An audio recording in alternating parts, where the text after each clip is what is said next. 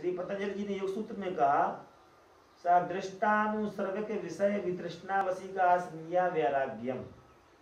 और श्री आदि गुरु शंकराचार्य जी महाराज ने विवेक चूड़ामणि में कहा, अत्यंत वैराग्यवता समाधि समाहितस्यैव दृढ़ प्रबोधा। अत्यंत वैराग्यवता समाधि, श्रवणम तुम गुरुर्वाक्यम मननम तदनंतरम।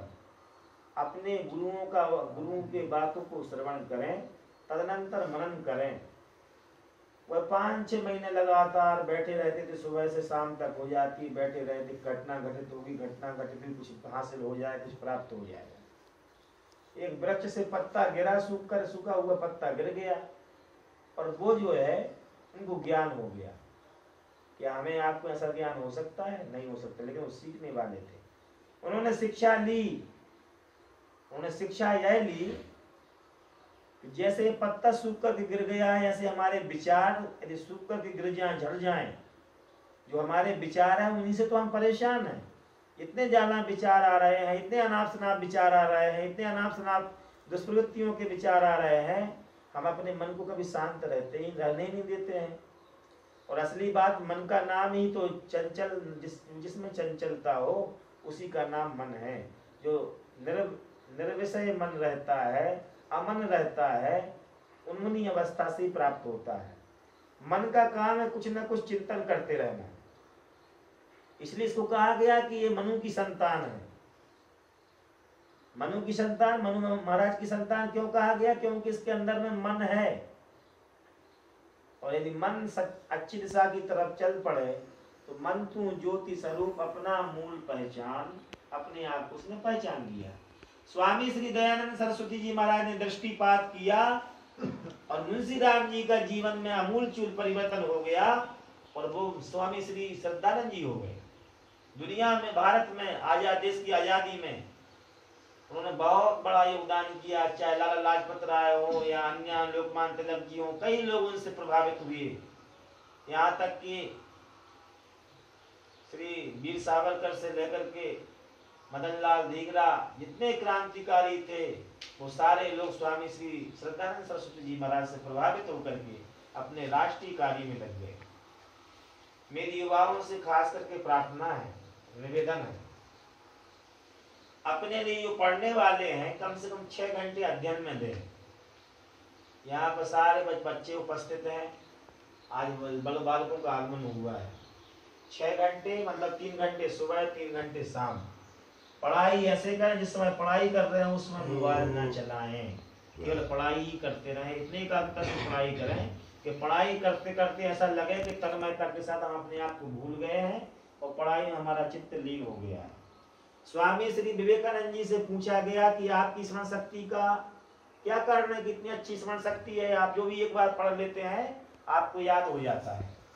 स्वामी जी ने कहा, जिससे हम लगाव रखते हैं, जिसको हम चाहते हैं, जिसके प्रति असीम आस्था होती है, उसको याद नहीं करना पड़ता, अपने आप याद हो जाता है। हमने और आपने अनुभव किया होगा, यदि हमारे कभी कोई प्रियजन समाप्त हो गए हों, या हमारे लिए कोई हमारा जन्म दिवस हो, अधिकांश याद रहता है कि नहीं रहता? क्योंकि हमारा लगाव उससे है। कई लोगों को अपनी शादी की सालगिरह याद रहती है, या कभी हमारी नौकरी लगी थी प्रथम वर्ष, हमारा कब नौकरी लगी, सब याद रहता है कि नहीं रहता है? वो इसलिए याद रहता है क्योंकि आप उसके लिए आवश्यकता से ज्यादा मानते हैं, चाहते हैं।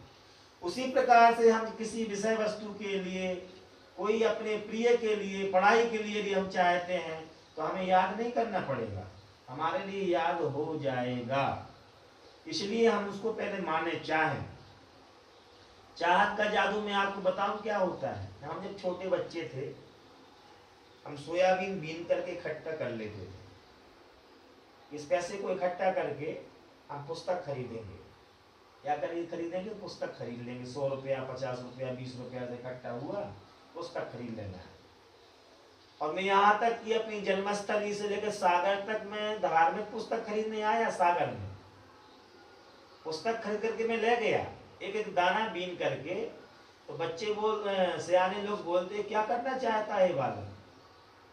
तो मेरी आप लोगों से प्रार्थना है, इतने छोटे छोटे बच्चे हैं, आप लोगों को सोयाबीन बीनने की आवश्यकता नहीं, आपके पास तो पैसा है ही। इसलिए उसके लिए जगाना है कि सब कुछ आपके पास भगवान ने दिया है। आपकी लगन, लालसा, उत्साह जब बढ़ जाएगा तो भगवान ने क्या किया मेरे साथ में, पहले हम 5 पुस्तक को तरसते थे, भगवान ने जाना कि ये पात्र हो चुका है, प्रकृति ने जाना ये पात्र हो चुका है, इच्छा शक्ति हमारी जागृत हो गई, हमें बहुत सारी पुस्तकें मिलना शुरू हो गई। यहाँ तक कि मैं एक बार गुजरात में गया, एक महात्मा जी से मैंने कहा कि महाराज जी मुझे 5 पुस्तक दे दीजिए आप। उन्होंने मुझे 7000 पुस्तकें दे दी। कितनी? 7000 पुस्तकें दे दी। एक ट्रक ही उठा करके लेते जाइए आप, कमरे बराबर। हमने उसके लिए ट्रकों में लगवाया, उसके लिए पूरा पिकअप भर गया वो पूरा। क्यों? क्योंकि जिस वस्तु को आप दिल से चाहोगे कहीं न कहीं वह आपको मिल जाएगा। तो हमें चाहना क्या चाहिए कि हमें महान बनना है, हमें अच्छे कार्य करना है, अपने स्वाभिमान को जगाना है, हमें खूब पढ़ाई करना है मन लगाकर, किसको चाहना है। आप बुरी वस्तु को चाहो तो बुरी वस्तु मिल जाएगी। इससे अच्छा है कि लाख गुना है आप ये चाहो, इच्छा शक्ति, इच्छा मात्रम प्रभु सृष्टि। जो बहुत ज्यादा इच्छा शक्ति के साथ में प्रयत्न करता है उसको वह वस्तु मिल ही जाती है। हाँ, वो वस्तु मिल जाती पूरी ताकत से, पूरी इच्छा से, क्योंकि इच्छा जो है परमेश्वर का साक्षात स्वरूप है। इच्छा मात्रम प्रभु सृष्टि। अब ऐसा अनाप शनाप नहीं चाहने लगना। अनाप शनाप चाहो तो अनाप शनाप हो जाएगा। आप इतना अच्छा चाहो, इतना अच्छा चाहो, इतना अच्छा चाहो कि हम अपने सेमरा गांव से पूरे भारत का हित करेंगे, पूरे समाज का भला करेंगे हम यहाँ से निकलने के बाद में। गुरु नानक जी के जीवन की एक कथा आती है। गुरु नानक जी गांव में गए, वहां पर तो उनके लिए किसी ने पत्थर से मारा, किसी ने धूल फेंकी, किसी ने कंकड़ फेंके, किसी ने बुरा कहा, किसी ने लुटेरा कहा कि अरे तो साधु के नाम पर बेस बनाकर लूट रहा, अनाप शनाप का।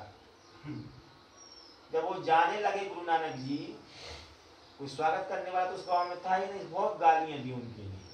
तो गुरु नानक जी ने कहा इनके लिए मैं आशीर्वाद देता हूँ कि आबाद रहे यहीं पर, बर्बाद ना हो, आबाद हो जाए यहीं पर। तो बाला मर्दाना नाम का उनका प्रिय शिष्य था, वो साथ साथ चल रहा था कि ऐसे लोगों के लिए तो बर्बाद होने का आशीर्वाद दे देना चाहिए था कि बर्बाद हो जाए ये लोग, इधर उधर फूल जाए, फट जाए, उनका परिवार बाहर फैल जाए।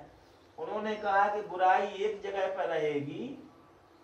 तो बाद में एक गांव में गए जहां पर बहुत सा स्वागत सम्मान हुआ, बंधन वार, पताका, केतु, स्वस्ति, वाचन, पूजा अर्चन, बंधन, जैसे कि आपके गांव में मेरा हो रहा है। मेरा नहीं हो रहा, भगवान का हो रहा है। हम तो यहाँ पर कुछ है ही नहीं। यहाँ पर जैसे राष्ट्रपति का पद होता है ना, राष्ट्रपति का पद, लोकसभा का स्पीकर, वो जो है वो पद है। उसी प्रकार आपने हमारे लिए एक महात्मा के रूप में देख करके हमारे सत्प्रवृत्तियों का स्वागत कर रहे हैं। किसी व्यक्ति की पूजा नहीं होती, व्यक्ति के आचरणों की पूजा होती है। किसकी पूजा होती है? व्यक्ति के आचरणों की। नहीं तो रेलवे स्टेशन पर न जाने कोई व्यक्ति, कितने आदमी जाते हैं आते हैं, कोई व्यक्ति बोलता है किसी से? हम ही वहां पर बैठे मिल जाए कोई व्यक्ति पहचानेगा? आप हमारे लिए मिल जाए तो पहचान, हम आपको मान पाएंगे? नहीं मान पाएंगे। एक सबकी दृष्टि बनी रहेगी, कुछ ना कुछ सबकी दृष्टि होगा, कोई होगा, जाने दो। लेकिन जब हम उनके आचरण देखते हैं, उनके पवित्र विचार देखते हैं, तो हम उनकी पूजा करते हैं। आज देखो महात्मा गांधी की पूजा हो रही कि नहीं हो रही है? क्यों हो रही है? बाय गांधी क्या चली तुम्हारे नाम की आंधी, जीवन भर फिरे एक लंगोट में, आज बैठे हो 2000 के नोट में। सब नोटों में बैठे हो, 100 रुपया के नोट में, 10 रुपया के नोट में गांधी बैठे हैं कि नहीं बैठे हैं? वो क्यों बैठे हुए हैं? बाय गांधी क्या चली तुम्हारे नाम की आंधी, और जीवन भर फिरे लंगोट में, और आज बैठे हो 2000 के नोट में। तो वो आचरणों के कारण से बैठे हुए हैं ना। जैसे आप लोग हैं यहाँ पर, आप धरती में बड़े हो जाओगे, बहुत अच्छा अच्छा काम करोगे, सेमरा हाट का जब नाम होगा तो हम भी आएंगे, आपके लिए तिलक लगाएंगे, चंदन लगाएंगे, आपकी पूजा करेंगे। पूजा करने से मतलब अच्छी श्रद्धा भावना से देखेंगे, बहुत बालक महान है, ये इतना नाम किया इन्होंने, देश का अच्छा काम किया इन्होंने, उसकी पूजा होती है, आचरणों की पूजा होती है। नहीं तो लाखों लोग भटक रहे हैं, करोड़ों लोग भटक रहे हैं, कौन किसको मानता है, किसको कौन पूछता है? 10 रुपया भी नहीं देगा, अरे भिखारी इसको हटाओ यहाँ से। तो जो भी संसार में पूजा है, समर्पण है, भक्ति भावना है, नाम है, गांव है, कीर्ति है, वो किसके कारण